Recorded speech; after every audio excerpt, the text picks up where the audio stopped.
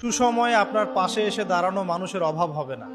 সবাই তখন আপনার পরম বন্ধু, আপনার আত্মীয়।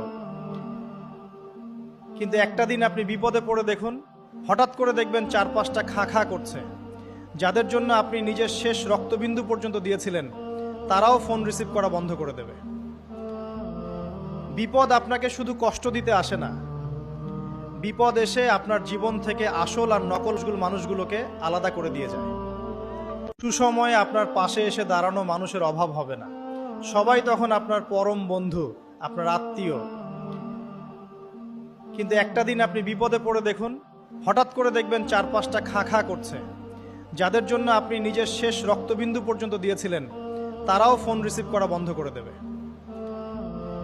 বিপদ আপনাকে শুধু কষ্ট দিতে আসে না, বিপদ এসে আপনার জীবন থেকে আসল আর নকল মানুষগুলোকে আলাদা করে দিয়ে যায়।